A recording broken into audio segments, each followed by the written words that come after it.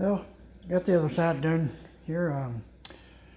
I didn't get primer on the door or the hinges. I just decided to work on this more.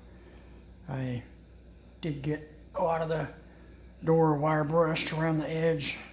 Got all the rust out of the edge of it. I'll show you that in a minute. But I forgot to do a video before I primed it. But I took all this down to bare metal again.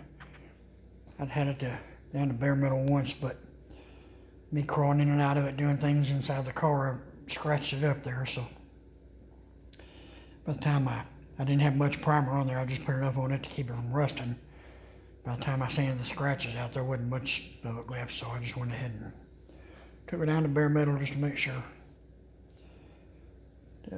Got the Roberlo direct to metal primer on it.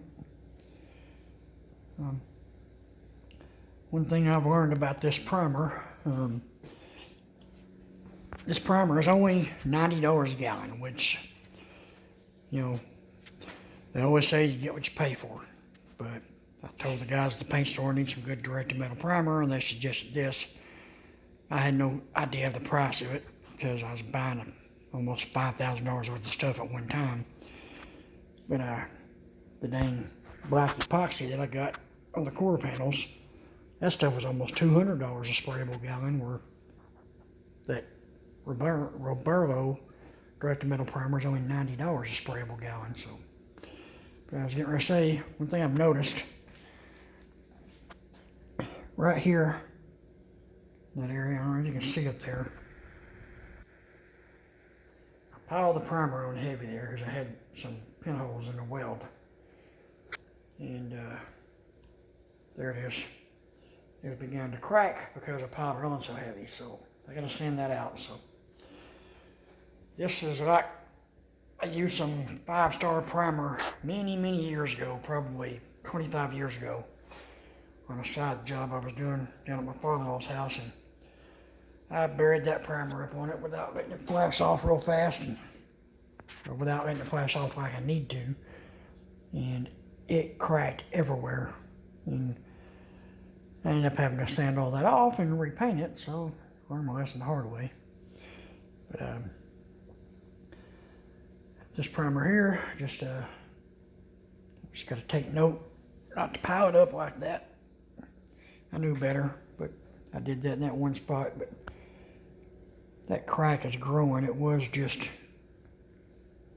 that one crack right there. And, now it's cracking over there. It looks like it's starting to crack right there too.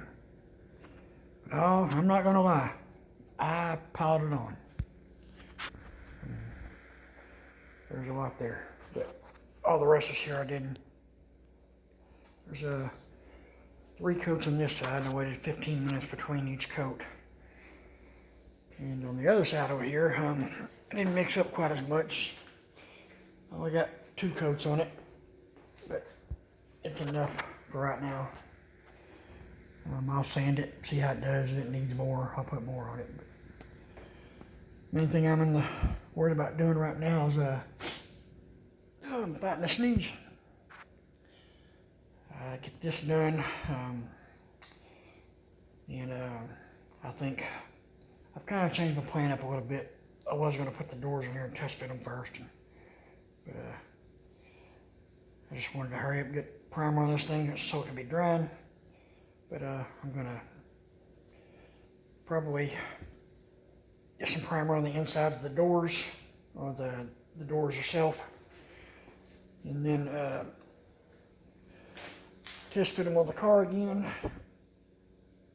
and probably just leave them on there until I get the body work done to both quarter panels, and then I'll body work the doors. Then I'll probably go ahead and get the fenders primed and put them on the car, and then body work them and make sure they're all matched, and probably end up drilling some little bitty 1/8 inch holes in the mounting points on the fenders and the door hinges, so I know exactly where to go back. I can use a little ice pick or something to line them up. So that'll help me get it back really, really close to where it needs to be. But I think it's going on 2 o'clock in the morning. Been out here a little while now. Like I said, I ain't working too fast anymore. My back is killing me, and I don't have medication that I need. I'm waiting to get in and see a doctor. So anyway, there's the update for today. So if, as always, if you like what you see, what I'm showing you, subscribe to the channel and share and tell your friends about it. Click the little bell, get all the notifications. Appreciate it. Have a good night, everyone.